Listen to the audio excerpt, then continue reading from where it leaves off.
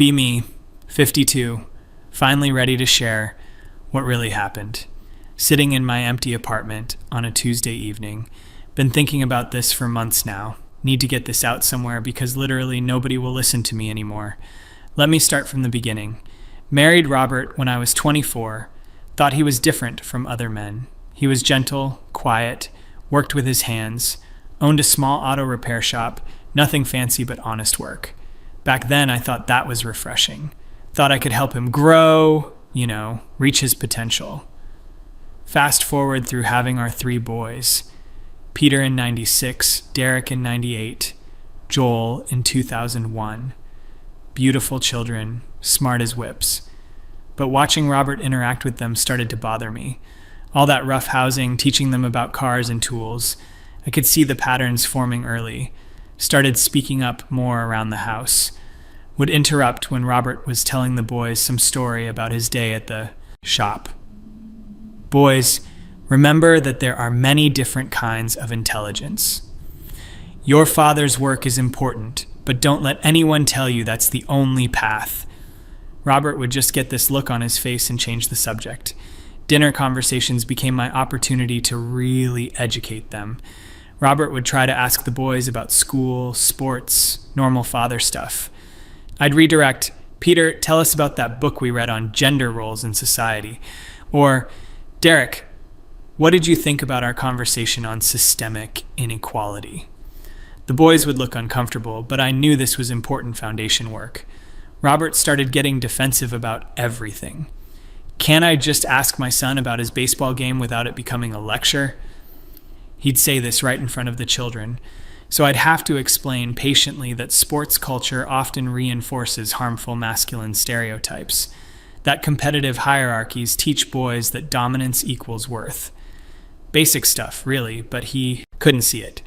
Money became a constant source of tension. His little shop brought in maybe $45K a year, sometimes less.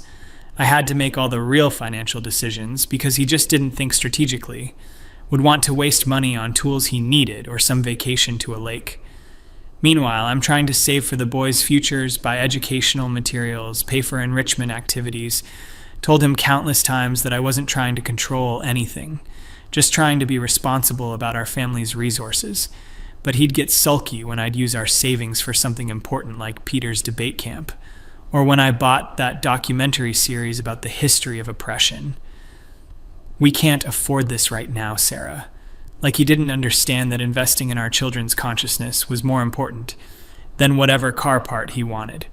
The worst part was watching him try to undermine my parenting. I'd be explaining to Joel why certain toys reinforce violent tendencies, and Robert would literally roll his eyes where the boy could see. Or I'd be having a teaching moment about how traditional family structures harm everyone, and he'd interrupt with, Sarah, he's 8 years old. As if age was an excuse for ignorance. Intimacy became impossible. How could I be close to someone who fought me on everything I was trying to build? Every time he'd approach me, I'd think about how he'd contradicted me in front of Peter that morning, or how he'd dismissed my concerns about Derek's aggressive play fighting. I needed a partner who understood what we were working toward, not someone who sabotaged it. Started being more direct about the housework situation. I was doing emotional labor constantly, planning, teaching, guiding these children toward enlightenment. The least he could do was handle the physical maintenance of our home. But he'd complain, I work 10 hours a day and come home to more work. Couldn't see that my work was never ending. That, deprogramming 3 boys from toxic societal messages, was exhausting. His appearance started bothering me too. Gained weight, stopped caring about how he presented himself. Would show up to school events in his work clothes, grease under his fingernails. I'd try to suggest better options. Robert, this is Peter's academic awards ceremony. But he'd get defensive. What's wrong with how I look? Couldn't understand that he was representing our family, representing what we stood for. Around the time Joel turned 12, things got really bad. Robert started openly challenging me in front of all 3 boys. I'd be explaining something important, maybe how traditional masculinity hurts men too. And he'd say something like, Sarah, enough, right there at the dinner table, undermining years of careful education. The boys started taking his side more often, would get quiet when I tried to have real conversations. Peter actually said to me once, "Mom, can we just eat without talking about this stuff?" Broke my heart because I could see Robert's influence taking hold, all that toxic conditioning seeping back in. Tried couples therapy, but Robert wasn't really committed. Would sit there saying things like, "I just want peace in my own home." When Dr. Martinez would try to explore deeper issues, Robert would shut down. I don't think wanting to parent my own children makes me a bad person. Completely missing the point that his version of parenting was the problem. The breaking point came when Derek was 17. He'd been accepted to this amazing summer program for social justice advocacy. Cost $3,000, but it was exactly what he needed. I used money from Robert's shop improvement fund to pay for it. When he found out, he completely lost it. "You spent my money without asking me." Said this right in front of Derek and Joel. I had to explain in front of our children that marriage meant shared resources, that his attitude about his money was exactly the old kind of patriarchal thinking we were trying to overcome. But he kept yelling about how he'd been saving for equipment he needed, how he'd already promised his partner Mike they could expand. Derek ended up not going to the program because he felt guilty. Said he didn't want to be the reason his parents were fighting. This beautiful, conscious young man sacrificing his growth because his father couldn't see past his own selfishness. By the time Joel was 15, Robert had basically checked out, would come home, eat dinner in silence, disappear to the garage. Boys would follow him out there, and I'd hear them laughing about something, probably undoing all the progress we'd made during the day. When I'd try to address this with Robert, he'd say things like, "I'm tired, Sarah. I'm tired of everything being wrong. I'm tired of being wrong." This passive-aggressive way of making me the villain for trying to grow our family. The divorce came when I finally realized he was never going to change. I'd spent 18 years trying to help him become the partner and father our children deserved. But he was too set in his ways, too comfortable with traditional dynamics. Thought the boys would understand once they got older. Thought they'd appreciate what I was trying to do. Thought they'd see how much better off they were without his influence holding them back. But something went wrong. Peter calls me maybe twice a year now. Derek hasn't spoken to me since my birthday last year. Joel blocked my number completely about 6 months ago. Tried reaching out through email, social media, nothing works. Finally cornered Peter at his apartment building last month.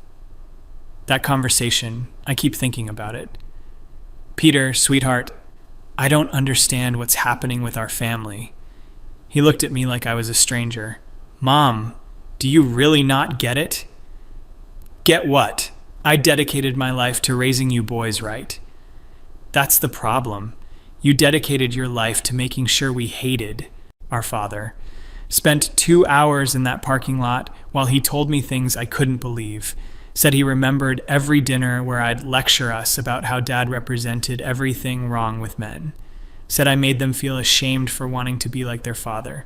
Said they watched me destroy him piece by piece. Peter, your father needed to grow. He was stuck in patterns that would have limited all of you. Mom, he was the kindest person we knew. He worked every day to provide for us, and you made him feel like garbage for it. He was holding you back from developing critical consciousness about gender and power. He was teaching us how to change oil and how to treat people with respect. You taught us that wasn't enough. Tried to explain about the bigger picture, about systems of oppression, but Peter got angry in a way I'd never seen. You want to know what I remember most? Coming downstairs Christmas morning when I was 9. Dad had stayed up all night building Joel's bike. His eyes were red, he was exhausted, but he was so excited to see Joel's face. And you said right there in front of us, "I wish you put this much effort into examining your privilege." Dad's face just fell on Christmas morning because you couldn't let him have one moment. That wasn't how I remembered it at all. I was trying to use a teachable moment about consumerism and gender expectations around gift giving, but Peter made it sound like I'd been cruel. Every family dinner you turned into a classroom where Dad was the example of what not to be. Every time he tried to connect with us, you'd redirect it into some lesson about toxic masculinity. We couldn't just be kids with a dad who loved us. Everything had to be filtered through your ideology. Told Peter he was misremembering, that his father's influence was making him see things wrong. That's when he really lost it. My father's influence? Mom, you want to know what Dad's influence was? He never said a bad word about you. Not once. Not even after the divorce. We'd ask him why you treated him like that, and he'd say, "Your mother loves you boys. That's what matters." Even when you'd humiliate him in public, even when you'd laugh at his ideas, even when you'd spend his money without asking. He protected you to us for years. We figured out who you really were on our own. This was completely unfair. I never humiliated Robert in public. I simply refused to pretend his opinions were automatically valid because he was a man. If he felt humiliated by being questioned, that was his own fragility. But Peter wasn't done. You want to know the moment I knew we were done? I was 22, remember? I brought my girlfriend over for dinner. Sarah, remember her? Sweet girl, studying to be a teacher. She mentioned she was excited about potentially staying home with kids someday. And you spent the entire evening explaining to her why that choice was problematic, why she was internalizing oppressive structures. This girl I cared about, sitting at our table, being lectured about her own dreams. I did remember that evening, felt it was important to help a young woman think critically about societal expectations, but the way Peter described it made it sound like I'd been attacking her. She cried in the car afterward, Mom, said she felt stupid and backwards. Never came to another family dinner. We broke up 6 months later. Not because of you directly, but because I started seeing my family through her eyes. Started realizing that Dad walking on eggshells wasn't normal. That you turning every conversation into a political statement wasn't normal. That a grown man having to ask permission to buy tools for his own business wasn't normal. Tried to explain that I never controlled Robert's purchases, just wanted to be consulted about major financial decisions, but Peter cut me off. Mom, you made him ask permission to spend $40 on new work boots. Because you'd already allocated that money for Derek's activism books. Books Derek never read, by the way, because you'd made learning feel like punishment. Dad worked in steel-toed boots with holes in them for 3 months because of that. This was getting distorted.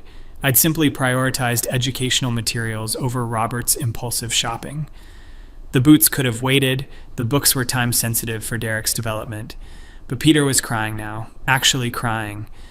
You broke him, Mom. We watched you break our father over 18 years. Every time he tried to be excited about something, you'd explain why it was problematic. Every time he tried to share his interest with us, you'd redirect it to your agenda. Remember when he wanted to take us fishing? You made it into a lecture about masculinity and violence toward nature. Remember when he suggested we build a tree house? You said it reinforced hierarchical thinking and property ownership. Those weren't attacks. Those were opportunities to help the boys think deeper about activities they were accepting without question. Fishing did normalize a violent relationship with nature. Treehouses did teach children to claim dominion over environments. But apparently, Peter saw it differently. He stopped suggesting things after a while, just stopped trying.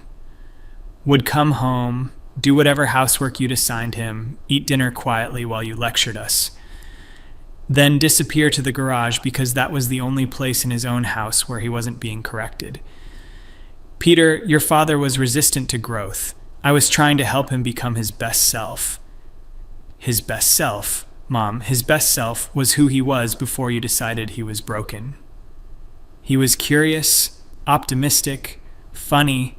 He'd tell us stories about his customers, teach us card games, sing badly in the car. You turned him into someone who apologized for existing. We stood there for almost an hour while Peter told me story after story, each one more upsetting than the last. By his version of events, I'd spent years systematically tearing down a good man. But that wasn't what I was doing. I was trying to raise conscious children and help Robert overcome his conditioning. The conversation with Derek 2 weeks later was even worse. Tracked him down at his gym, waited until he was done with his workout. He was less emotional than Peter, but somehow more cutting. "Derek, baby, I need you to help me understand what's happening with our family." He looked exhausted before I even finished the sentence. "Mom, what do you want me to say?" "I want you to explain why you boys have shut me out. I gave everything to raise you right." Raised us right? Or raised us to hate ourselves? Spent 20 minutes trying to explain my parenting philosophy. How important it was to interrupt harmful socialization early. How I'd sacrificed to give them critical thinking tools their peers didn't have. Critical thinking tools? "Mom, you taught us that everything Dad loved was stupid. That wanting to work with our hands made us lesser. That being excited about sports meant we were buying into toxic competition. That asking a girl on a date meant we were participating in oppressive gender roles." None of that was true. I'd simply wanted them to examine these things thoughtfully instead of accepting them blindly. "Derek, I taught you to question, not to hate. You taught us to question everything except you. Every opinion that wasn't yours was internalized oppression or patriarchal conditioning. Dad couldn't have a preference for action movies without it becoming a discussion about violence culture. Joel couldn't want to play football without a lecture about masculine aggression. I couldn't be excited about getting my first job without hearing about how wage labor exploited the working class." Derek was getting agitated now, his voice rising. "You made everything political, Mom. Everything." Christmas was about capitalism and gender roles. Our birthdays were about consumerism and individualism. Going to the zoo was about animal exploitation. Dad suggesting pizza night was about processed foods and class privilege. These weren't attacks on family activities. These were opportunities to live more consciously, to make choices aligned with our values. But Derek wasn't done. "You want to know what I remember most? I was maybe 10 years old. Dad had saved up money to take us to this baseball game. He was so excited, had been planning it for weeks, got us jerseys, bought peanuts and Cracker Jacks, the whole thing. And the entire drive there, you explained why baseball represented everything wrong with American masculinity. Talked about how sports distracted the working class from real issues. How competitive culture taught boys that winning mattered more than relationships. By the time we got to the stadium, Dad wasn't talking anymore. We sat through 9 innings in silence while he tried to pretend he wasn't miserable. I remembered that day differently. Had been trying to help the boys enjoy the game while understanding its cultural context. Wanted them to appreciate their father's gesture while thinking critically about what they were consuming. "Derek, I was trying to help you develop analytical skills. You were ruining everything Dad tried to do with us. Every time he planned something fun, you'd find a way to make it into a lesson about oppression. Every time he got excited about sharing something with us, you'd explain why it was harmful. He stopped planning things after a while, just let you take over all the family decisions. This was so frustrating. Robert stopped planning things because he wasn't good at considering the broader implications. I took over family decisions because I was better at thinking through complex factors. But Derek made it sound like I'd been controlling. Mom, do you remember when Dad wanted to teach us to change oil? Of course I remembered. Had explained that car maintenance was important life skill regardless of gender, but that we needed to discuss why automotive culture was typically masculine coded. You turned a father wanting to teach his son something useful into a 2-hour discussion about gender performance. Dad finally just said forget it and walked away. Never offered to teach us anything again. Now, I'm 26 years old, and I don't know how to change my own oil because you couldn't let him share his knowledge without deconstructing it. This wasn't my fault. Robert could have taught them car maintenance at any time. He chose to withdraw rather than engage with important questions about gender and skill sharing. Told Derek he was misplacing blame, that his father was responsible for his own choices. That's when Derek got really angry. responsible for his own choices. Mom, you made it clear that all his choices were wrong. Every hobby was problematic, every interest was toxic, every opinion was ignorant. You didn't marry Dad to change him. You married him to destroy who he was and rebuild him. And when he wouldn't let you, you made his life miserable until he left. Completely unfair characterization. I'd married Robert because I loved him and saw his potential. Wanted to help him grow beyond the limitations society had placed on him. Derek, your father was stuck in patterns that would have limited all of you. What patterns? Working hard, loving his family, wanting to share his interests with his sons. Those aren't limitations, Mom. Those are gifts. Gifts you taught us to reject because they came from someone you'd decided was broken. We argued for another 30 minutes, Derek telling me story after story that painted me as some kind of villain, him claiming I'd humiliated Robert in front of his friends, when I'd simply pointed out problematic assumptions in their conversations, claiming I'd isolated Robert from his family, when I'd just questioned why we needed to spend every holiday with people who reinforced traditional gender roles, claiming I'd controlled our finances, when I'd been trying to make responsible long-term decisions about our family's future. The conversation with Joel last week was the worst of all. Finally got him to agree to meet me for coffee. Thought maybe the youngest would be more understanding, less influenced by his brothers. Joel, sweetie, I've missed you so much. He barely looked at me. What do you want, Mom? I want to understand what happened to our relationship. We used to be so close. We were never close. You just thought we were because I stopped arguing with you. This hit me like a physical blow. Joel and I had spent hours together when he was younger, reading together, discussing important topics, working through his thoughts and feelings. Joel, those conversations we had about social justice, about equality, those meant everything to Shaw. Those weren't conversations, Mom. Those were lectures. I was 8 years old and you were explaining patriarchy to me. I was trying to help you understand the world. You were trying to make me hate my own father. Sat there while my youngest son told me how I'd poisoned him against Robert, how I'd made him feel ashamed of natural impulses and interests, how I'd turned every interaction with his father into a source of guilt. Remember when Dad taught me to ride a bike? Of course I remembered. Beautiful father-son moment that I'd used to discuss gender expectations around risk-taking and physical competence. I fell off and scraped my knee. Dad picked me up, cleaned the cut, told me I was brave. And you said, Joel, notice how Daddy expects you not to cry because you're a boy. That's how the patriarchy teaches men to disconnect from their emotions. I was 7 years old with a bleeding knee and you made it about your politics. This was so unfair. I'd been trying to help Joel process that experience without internalizing harmful messages about emotional expression. But Joel wasn't done. Dad just looked at you like you'd slapped him. Here he was, trying to comfort his hurt child, and you made him the enemy, made both of us feel like there was something wrong with the moment we were sharing. Joel, I was trying to help you develop emotional intelligence. No, you were trying to prove Dad was toxic. And you did it constantly. Every hug, every conversation, every moment of connection between us. You'd find a way to explain why it was problematic. We sat in that coffee shop for 2 hours while Joel systematically destroyed every memory I had of trying to be a good mother. According to him, I hadn't been protecting the boys from harmful socialization. I'd been preventing them from having a relationship with their father.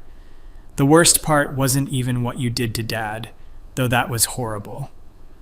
The worst part was watching you teach us to see love as oppression. Dad working long hours wasn't sacrifice, it was absence. Dad wanting to share his interests wasn't generosity, it was imposing masculinity.